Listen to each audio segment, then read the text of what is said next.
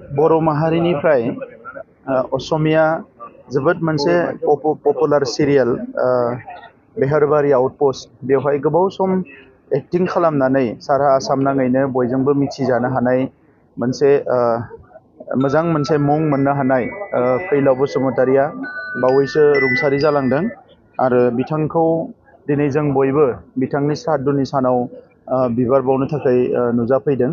आङो बिथांखौ जिखिनि सम लोगो मोनबाय गमामायैनो बिथाङा जोबोद क्रिएटिभ सासे आर्टिस्टमोन आरो थांनाय 1-2 बोसोराव बिथाङा गोबांबार मुम्बाइआव थांदोंमोन गोदान गोदान कर्स लानो थाखाय बोरैहाय बिथाङा गावनो सिनेमा बानायनो हायो एबा गुबुन गुबुन फट'ग्राफिनि ट्रेनिंफोरखौ बिथाङा लादोंमोन आरो एनि टाइम माबा मोनसे मावनायनि थाखाय बिथाङा सानबाय थायोमोन। आं लोगो मोननानै जोबोद मोजां मोनदोंमोन बिथांखौ।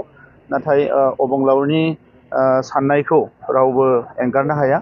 दा बे हिसाबै बिथाङा 1-2 बोसोरनिफ्राय एफा एफा बेराम जादोंमोन नाथाय हरखाबै बिथाङा रुंसारि जालांबाय।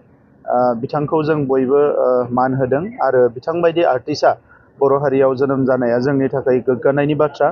फैबाय थानाय समाव बिथांनि न'खर बिथांजों लोगोसे माखासे जोंहा आर्टिस्टफोर दङ। कक्लाबारि ओनसोलावबो गोबां आर्टिस्टफोर दङ।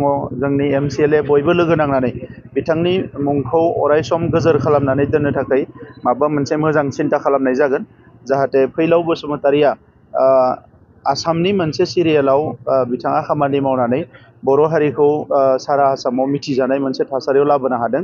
दा बे हिसाबै बिथांखौ अरायसम जोङो सिबिलांबाय थानो थाखाय माखासे इनिसियेटिभफोरखौ लानाय जागोन। आङो बिथांनि न'खरनि बिथांनि अनजालि बिसि बिथांनि अनजालु फिसाला बिहामजो आरो जेसेबां सोद्रोमा दङ बिदा दङ बिबाजै दङ गासैनिसिमबो आंनि गोसो गोरबोनिफ्राय अननाय आरो सिबिनायखौ आङो बावहरदों।